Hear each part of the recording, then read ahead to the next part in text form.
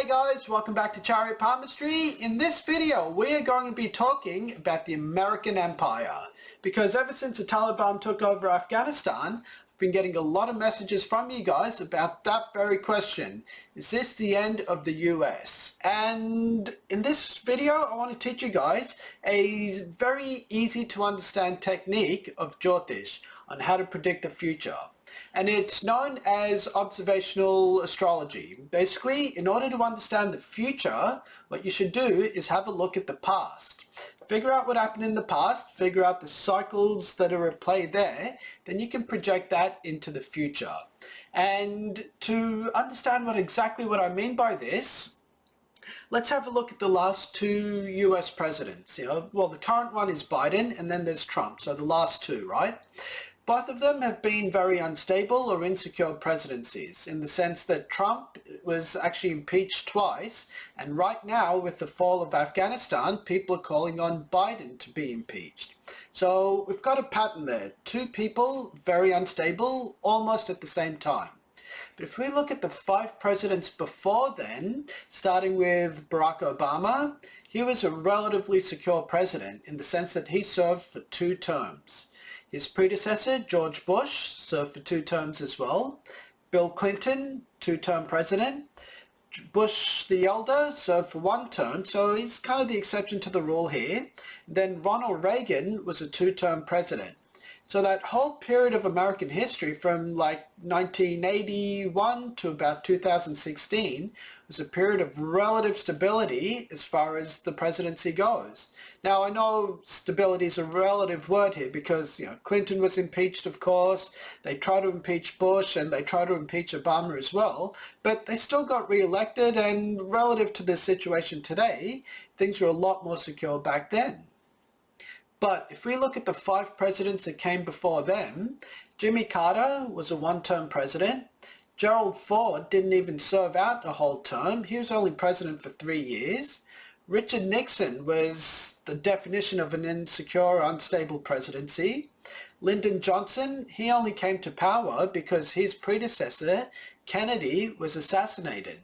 So we've got 5 secure presidents from Obama to Reagan. We've got 5 insecure presidents from Carter through to Kennedy. So we can see there's a pattern at play here.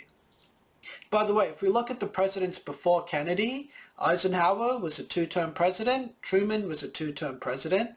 Roosevelt had enough terms to be like the same as 2 or 3 presidents just by himself. So again, there's a pattern at play here. So having a look at this and projecting this pattern forward, we can make the prediction that America is in a situation where it will go through 5 insecure presidencies. Trump was the first, Biden is the second. The next 3 people will be insecure in some way or another. They may get impeached, God forbid they get assassinated. Let's hope that doesn't happen, but it's a possibility. There'll be funny business going on. And it'll be very unlikely that they'll complete a 2nd term in the presidency. So keep an eye out for that. But where I'm going with this is that America's not the sort of country that's got its worst days behind it. If it goes through 5 insecure presidents, after that it will have 5 extraordinarily secure presidencies. Meaning 2-term people with like maybe a 1-term president thrown in the middle of those 5 somehow.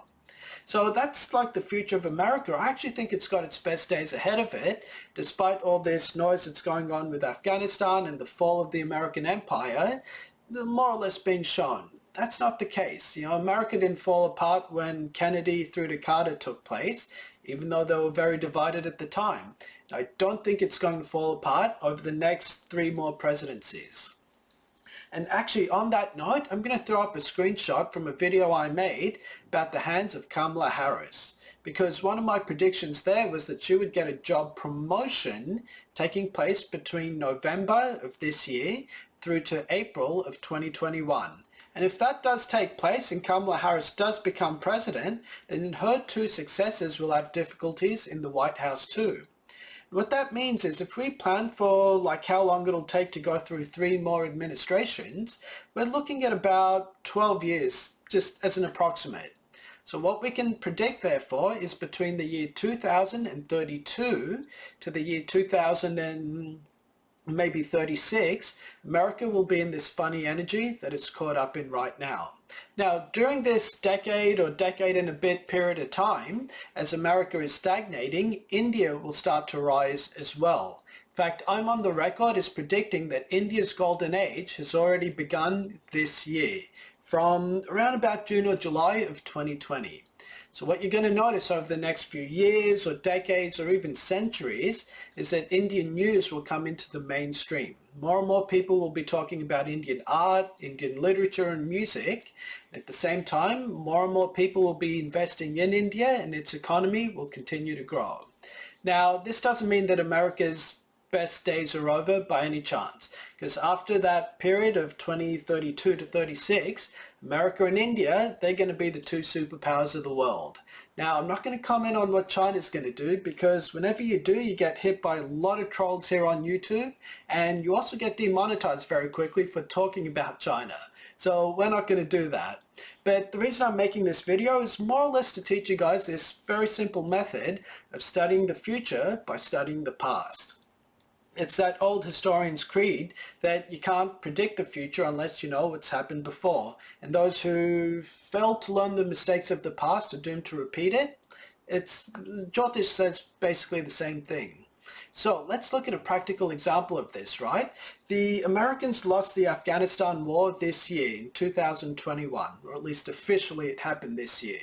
If you look at a cycle of Rahu and Ketu, which goes for about 18 years, because Rahu is really the planet for aggression as well as Mars, but we're looking at Rahu here.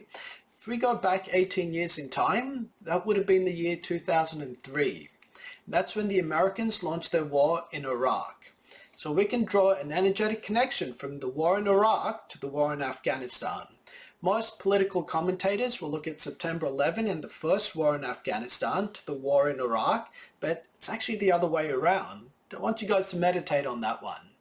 Alright guys, that's where I'm going to end this video. If you do have any questions, put them in the comment section below. Otherwise, hit like and subscribe. Thanks a lot.